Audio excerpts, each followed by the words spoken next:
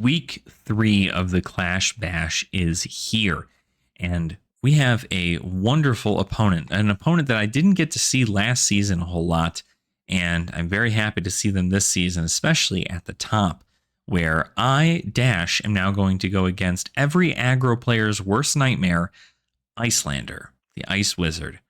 So let's go ahead and get into the game and show off what these matches are like and see whether or not I can overpower this Ice Wizard and take her down to continue my undefeated streak in the Part the Mistveil Clash Bash season.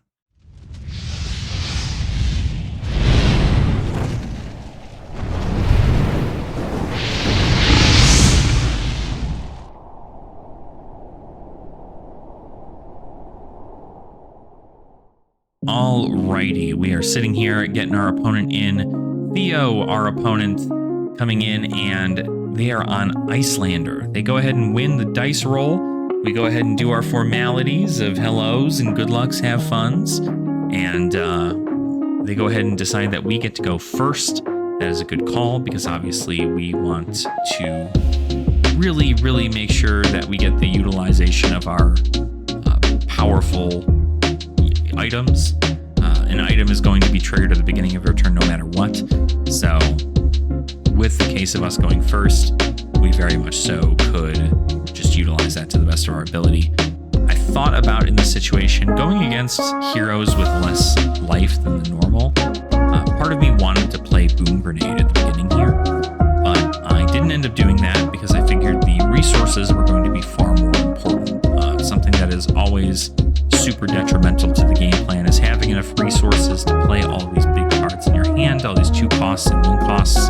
And if I get hit with a bunch of frostbites, I need to be able to have those resources in order for me to play. Now, obviously, this only gives me a 2-turn clock. In this first turn, they're going to block like a madman. So, again, in this situation, I'm not super worried about it. We did have a little bit of lag there, so I had to reset this. But Aether Ice Veins coming in for 4. I can choose to pay 2 to avoid discarding. So instead, what I'm going to do here is I'm just going to pay 2 because I do have a yellow 0 to 60 in hand. So the odds are is I very well could have put the throttle in there and then just pitch the 0 to 60 to still pay for it, but I'd rather have that available.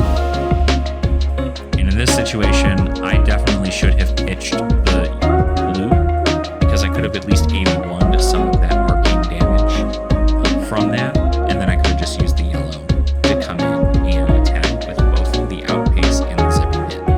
Now, of course, leaving your hand open against a wizard is very rough because that just gives them full real estate to just lay out everything on you. Iyslander's whole thing is that she can play blue non-attack cards at instant speed from her arsenal, and if they are ice cards, you also get a frostbite. So usually a blue action card is put into that arsenal, and it deals arcane damage. That also activates their waning moon to allow more damage through. But again, my whole strategy is just go face. Go crazy face. So we're going to get an outpace coming in here too.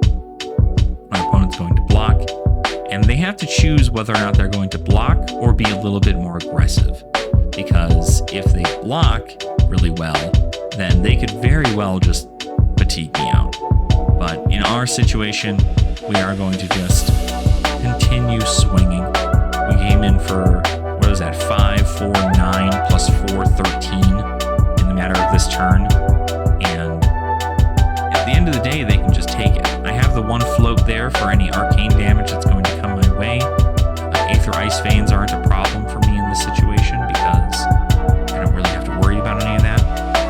And because I don't need to discard anything. But they don't play anything from their arsenal.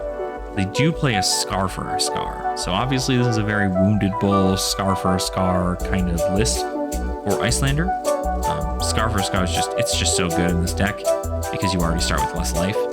And then they go ahead and play a red Aether Hail from Arsenal.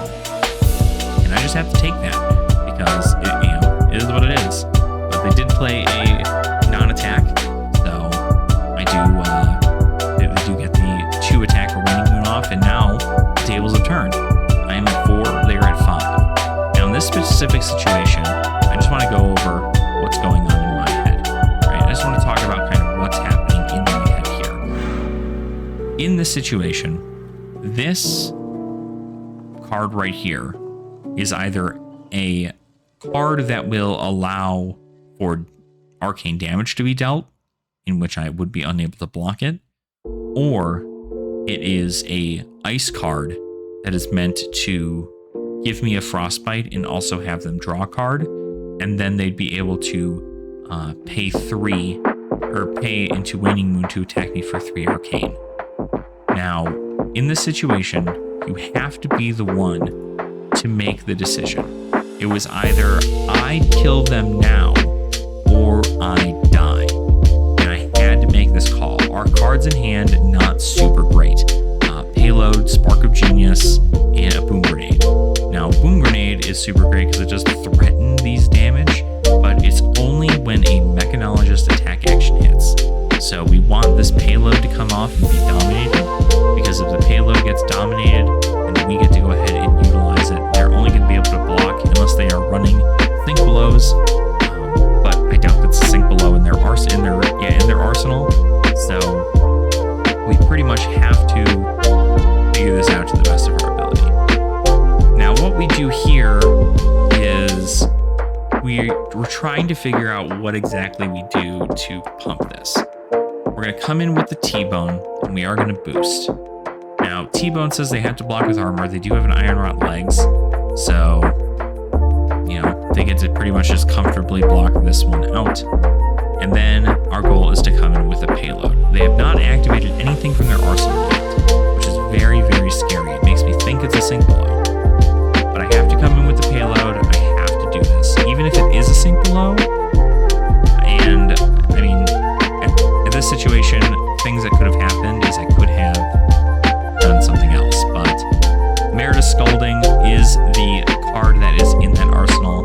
It does 4 arcane damage to me. I don't have any float, and I die.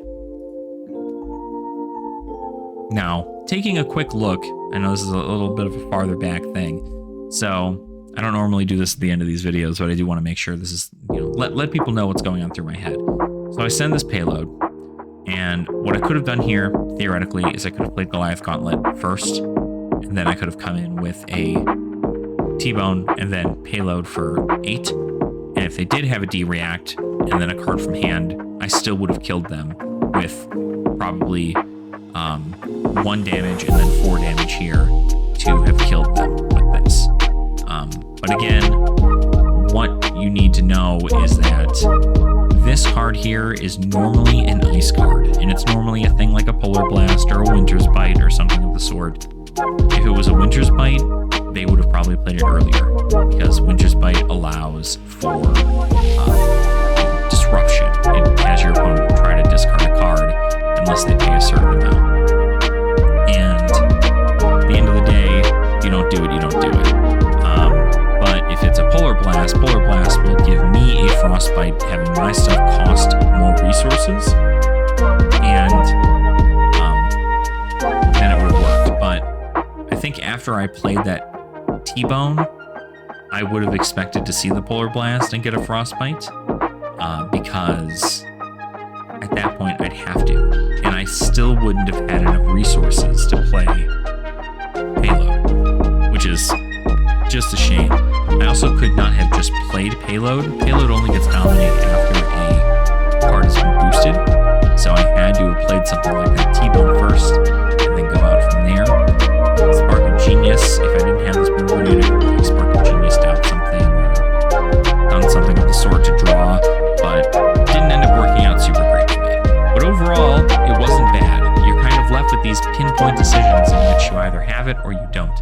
And I was presenting lethal, and my opponent said, well, luckily for me, it's not just an ice card in my arsenal or anything of the sort. It is, in fact, a very powerful blue card that I'm allowed to do. And even if I did have the resources to pitch to have 1 AB, it would not have been enough, because they also would have followed that up with a Waning Mood, which is 3 more. And because I only have AB 1, I would have only blocked out a total of 2 arcane damage out of 7 coming in. I was at 4 life, which means that 5 would have killed me, and that's just how the cookie crumbles. But it was a very, very fun match. I was very, very happy to play it. It does mean that I am no longer undefeated. It means I have been defeated at least once, and I'm really hoping to see whether or not I make it to top 8.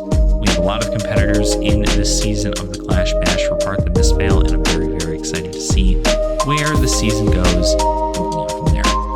So thank you all so much for watching. If you guys did enjoy these, gameplay style narratives where I kind of talk over my style of play, please make sure to go ahead and hit that like button down below. You can also go ahead and subscribe to the channel if you have not already. And then leave a comment down below letting me know what your favorite matchup is into Iyslander. Iyslander is very, very much so a contested hero in a lot of the budget formats, just simply due to her disruption and any of her power level stuff that's there. So let me know what you guys think about Iyslander, because I think she's pretty cool. Also, if you wanted to support the channel in a more monetary way, help keep the lights on and support the channel here, you can always go ahead and become a channel member. Channel members have 3 tiers they can access at, gold tier being the highest one. And you go ahead and get a whole bunch of awesome stuff. You get your name up here, for a roll call at the end of every one of my videos. You do also get access to channel member only videos that are usually about like one every other week.